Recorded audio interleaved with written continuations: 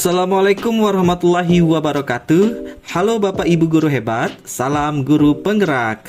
Saya Abdul Hadi, calon guru penggerak angkatan 10 dari SMK Pertanian Negeri 2 Tugumulyo, Kabupaten Musirawas, Provinsi Sumatera Selatan. Pada video kali ini, saya akan memaparkan koneksi antar materi modul 2.1 tentang pembelajaran berdiferensiasi. Apa itu pembelajaran berdiferensiasi? Pembelajaran berdiferensiasi adalah usaha guru dalam menyesuaikan proses pembelajaran di kelas untuk memenuhi kebutuhan belajar individu murid.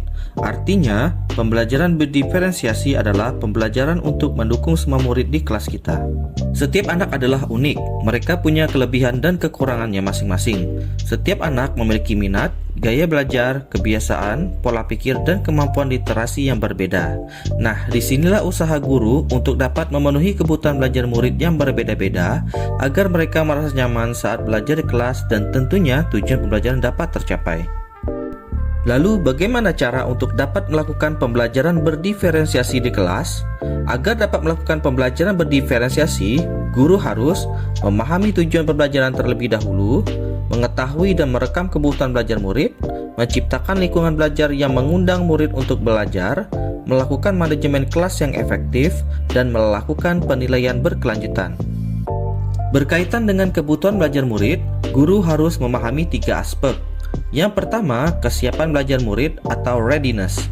Kesiapan belajar mengharuskan guru untuk menilai pengetahuan awal dan menentukan apa yang telah murid ketahui dan di mana murid berada. Yang kedua, minat murid.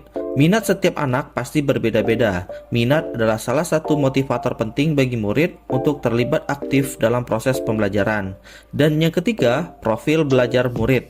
Profil belajar murid berkaitan dengan lingkungan, budaya, gaya belajar, dan kecerdasan majemuk yang berbeda antara satu anak dengan yang lainnya.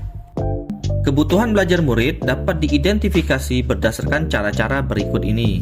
Yang pertama, mengamati perilaku murid-murid. Yang kedua, mengidentifikasi pengetahuan awal. Yang ketiga, mereview dan melakukan refleksi terhadap praktik pengajaran. Yang keempat, berbicara dengan guru murid sebelumnya. Yang kelima, membaca rapot murid di kelas sebelumnya. Dan yang keenam, menggunakan berbagai penilaian-penilaian formatif dan diagnosis. Strategi untuk mendiferensiasi pembelajaran bisa dilakukan dengan 3 cara, yaitu diferensiasi konten, proses, dan produk. Guru dapat memilih salah satu atau kombinasi dari ketiganya.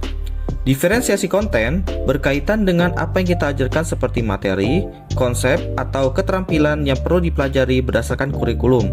Mendiferensiasi konten bisa dilakukan dengan membedakan pengorganisasian atau format penyampaiannya, bukan mengubah atau menurunkan standar kurikulumnya. Diferensiasi proses berupa kegiatan yang memungkinkan murid berlatih dan memahami atau memaknai konten dengan cara membedakan proses yang harus dijalani oleh murid.